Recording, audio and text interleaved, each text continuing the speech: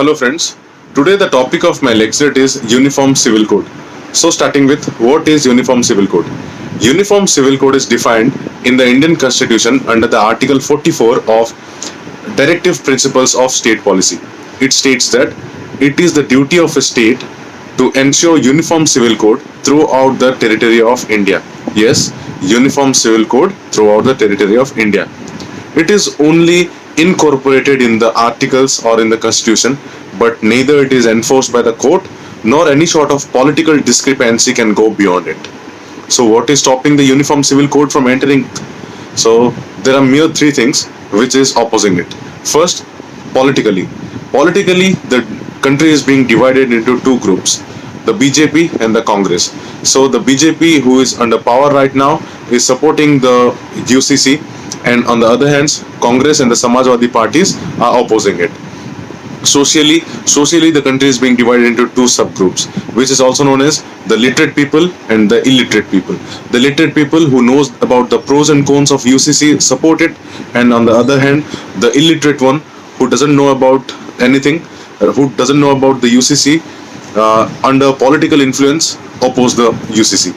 And in the third, religiously, the majority Hindu supports the bill, which is always a good step for the national integration, and on the other hand, the minority Muslim opposes this bill. So now I'll tell you something about the history from where it started and when our Indian constitution felt a need of this thing. So starting for my example with the famous Sahabano case, which is also known as Muhammad Ahmad Khan versus Sahabano Begum. It was in 1985 when Sahabano, after being triple talaq by her husband, went to the Supreme Court for her maintenance. So, the Supreme Court directed under Article 125 of the criminal proceedings and sorted the case. So, the criminal proceedings are different thing, which is applicable to all the citizens irrespective of caste, creed and religion. But and after observing this case, the then Chief Justice of India directed the lawmakers to frame a UCC to tackle problems in the future. But the then Prime Minister Rajiv Gandhi overlooked this thing and didn't go for a frame didn't go to frame a new UCC. Instead of that, he implemented a Muslim code of divorce, which states that the lady will be paid only 3 months after divorce. So 3 months of maintenance charges were paid then, and till date no such UCC is formed. So now I'll be talking about the pros and cons of the UCC. So the pros of the UCC, the advantages which we can call is after the implementation of UCC, the national integration of our country will improve. Our cultural benefits will be gained.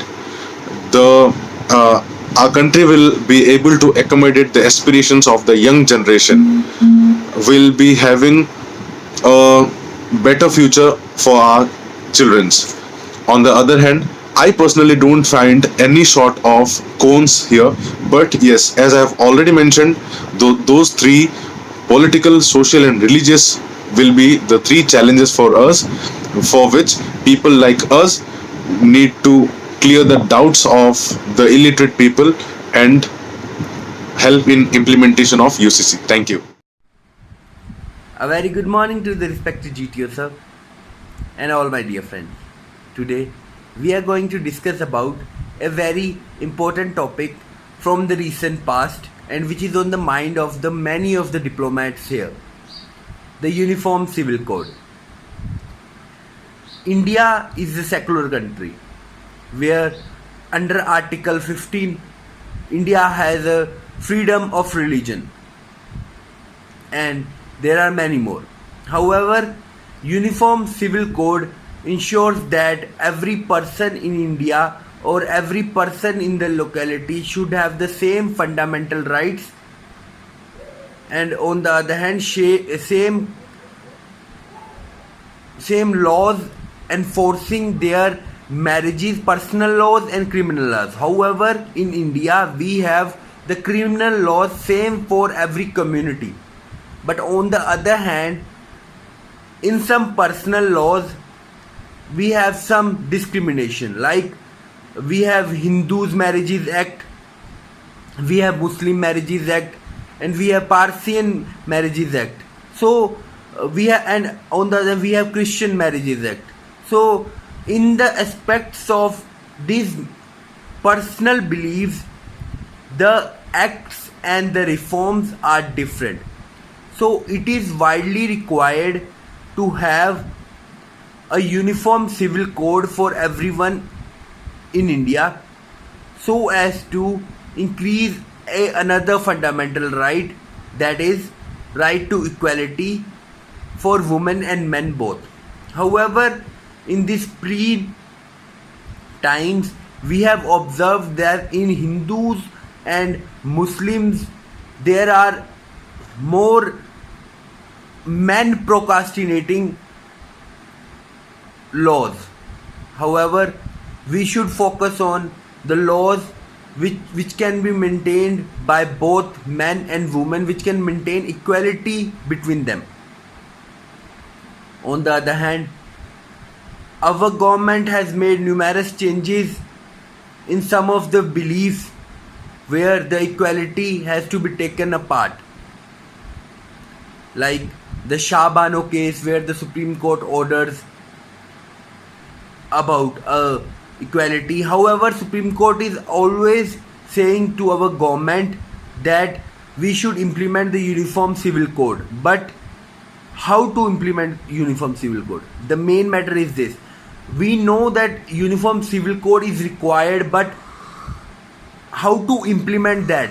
Like India is having a different religious backgrounds, but India has done some of the major reforms related to this. Like recently India has abrogated the triple talaq system in Muslim community. However, it has been widely appraised and apprehended by some of the members worldwide. However, India is focusing on different issues related to the equality between men and women. So not only in Muslim community, in Hindus community we can also see the persons who are against the Uniform Civil Code. Like they don't want women and men to give equal rights. So in my view, that we should focus first on the voluntary acceptance of this Uniform Civil Code. Like the persons who make a declaration that we want to go with this Uniform Civil Code, then they can surely focus on Uniform Civil Code. However, nobody in the starting of this Uniform Civil Code, nobody should be forced to follow the Uniform Civil Code, as this might arise a moment of unrest in the society. So for believing this, we should practice on a declaration pattern in the starting. Thank you.